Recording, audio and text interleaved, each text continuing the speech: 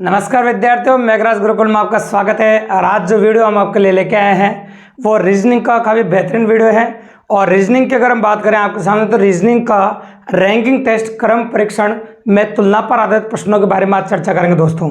तो ranking test आपको mental का जो टॉपिक हम डिटेल में लेने वाले हैं दोस्तों, उसको बच्चों की सुविधा के हिसाब से और एग्जाम आए प्रश्नों के साथ अपन ने 3 भागों में बांटा है। इसलिए इसके हम आपके लिए 3 अलग अलग वीडियो जनरेट करेंगे। उसी सीरीज में कंटिन्यू करते हुए आज जो हम पहला वीडियो आपके लिए लेके आए हैं वो रैंकिंग टेस्ट का जो पहला है, तुलना पर आधारित प्रश्न। तो तुलना पर आधारित प्रश्नों के बारे में चर्चा करेंगे और काफ़ी डिटेल में करेंगे दोस्तों।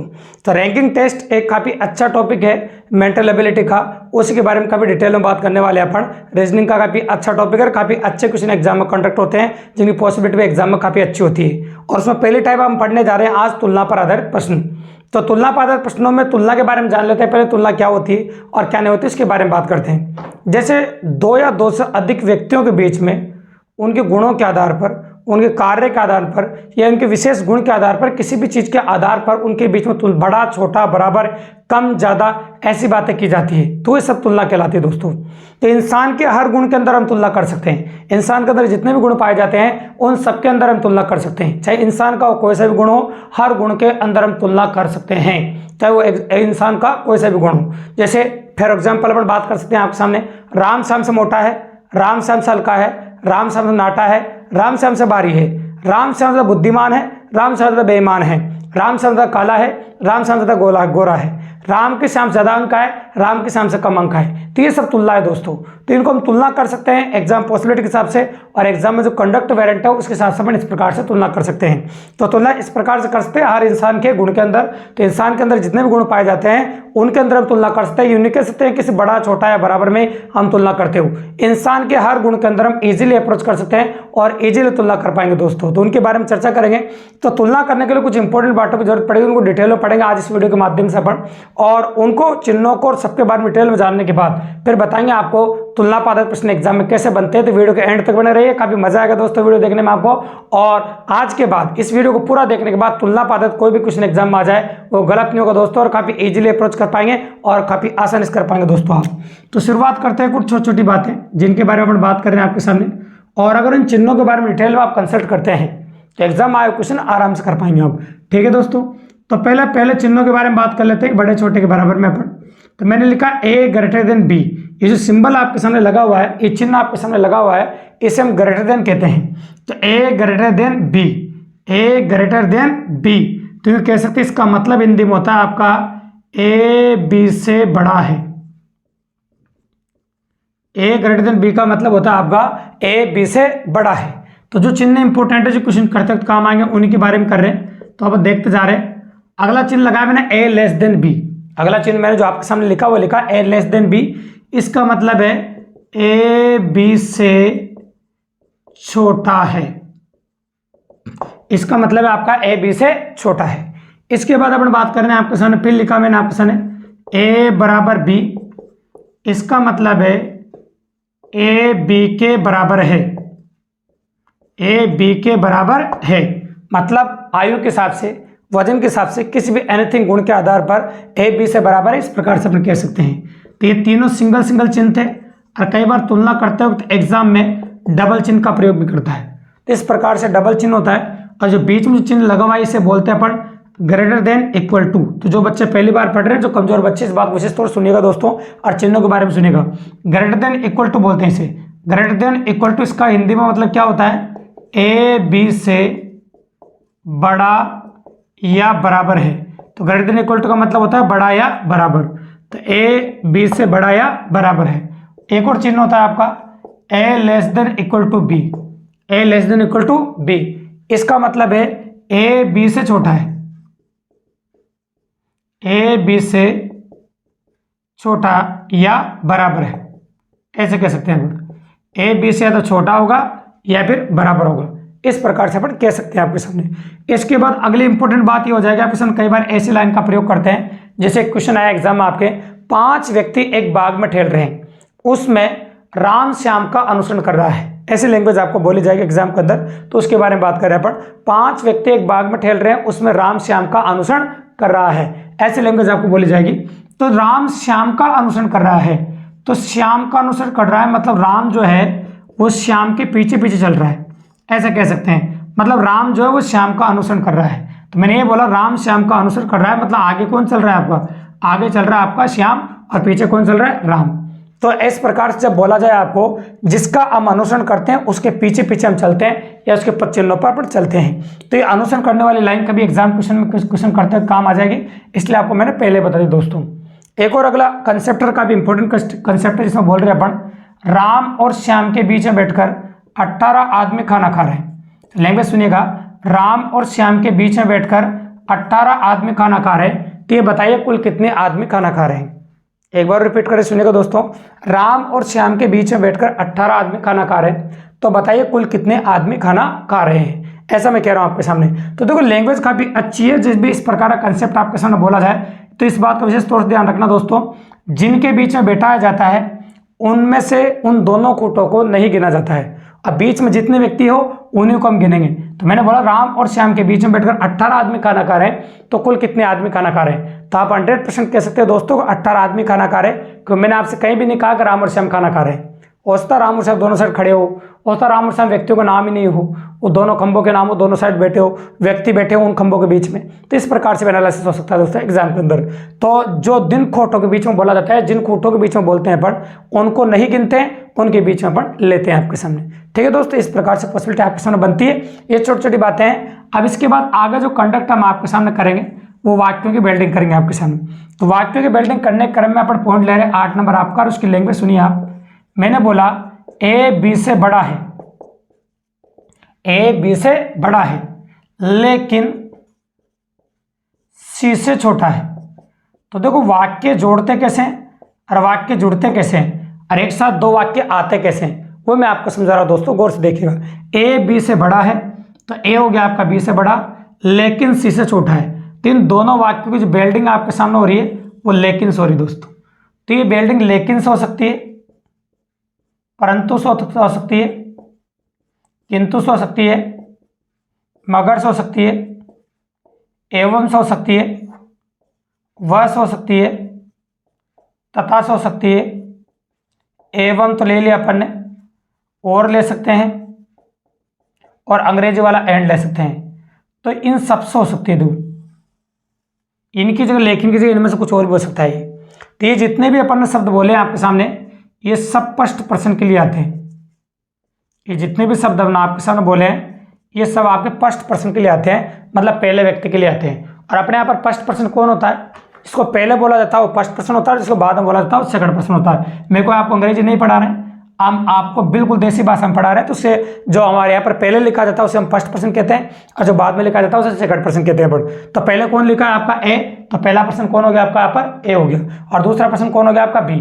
तो पहला पर्सन हो गया आपका ए, तो मैं कहता है ए बी से बड़ा है और ए सी से छोटा है। तो इस प्रकार से लेकिन की जगह ए रख के पढ़ोगे तो काफी आसान लगेगा और काफी ईजी हो जाएगा। दिखा देता हूँ मैं आपको, देखो सुनो, ए बी से बड़ा है, ये आपको बनाना आता है, ऐसे बना सकते हैं अपन। अब लेकिन की जगह ए रख के पढ़ो काफी आसान लगेगा। ए सी से छोटा है, तो जो ए है वो सी से छोटा हो जाएगा इस प्रकार से।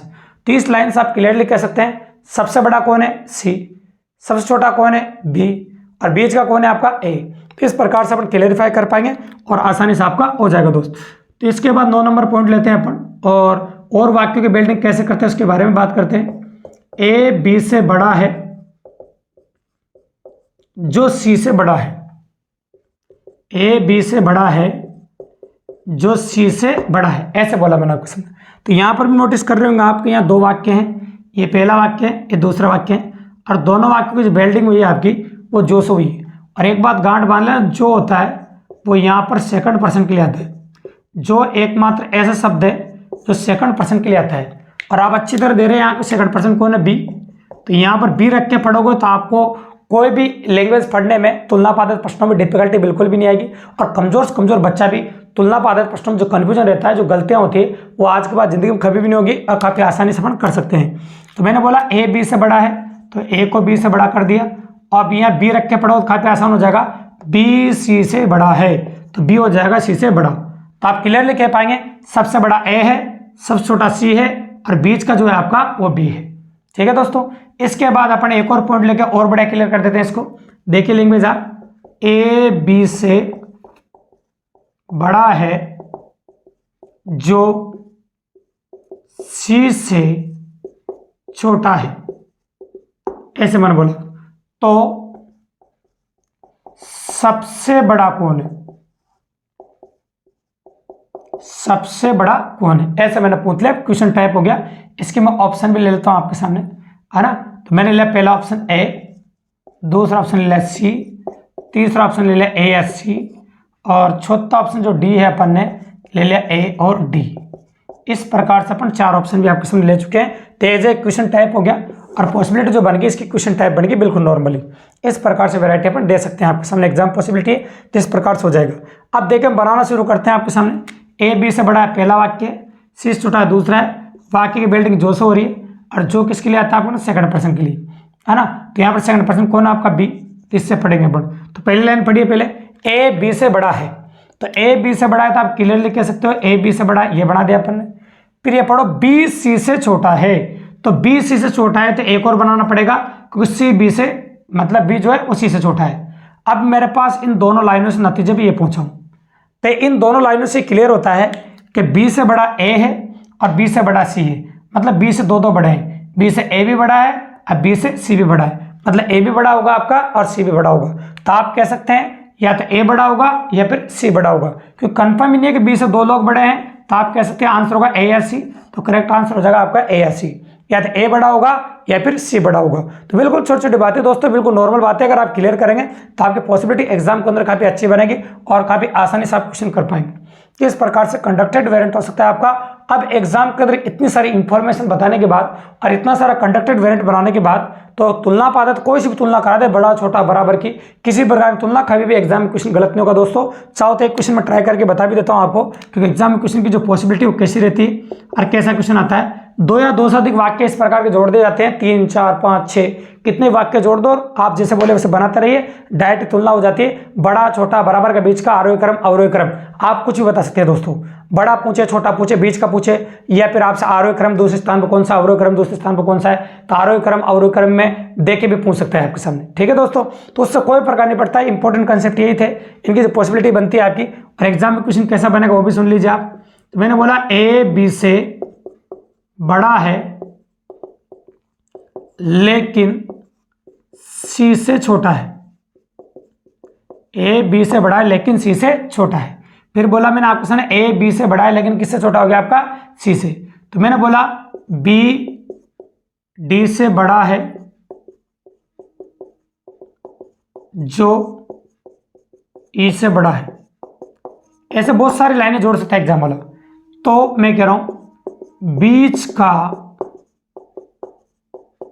कौन है, ऐसे मैंने बोला बीच का कौन है। अब इसको करने में मुझे कोई दिक्कत नहीं, क्योंकि ऐसा अपन पढ़ चुके हैं। मैं इसको बढ़ाऊंगा पहले, इसकी बिल्डिंग लेकिन से हो रही है, और लेकिन जो आपका फर्स्ट पर्सन के लिए आता है ए के लिए, और ऐसा अपन देख भी चुके हैं पॉइंट नंबर 8 में, इससे कोई टेंशन की बात नहीं है। ए बी से बड़ा है, ए बी से बड़ा है, ए सी से छोटा है, तो ए सी से छोटा हो गया, है ना। छोटा मतलब छोटा, ये छोटा मुंह होता है छोटे की तरफ होता है, खुला मुंह होता है वो बड़े की तरफ होता है।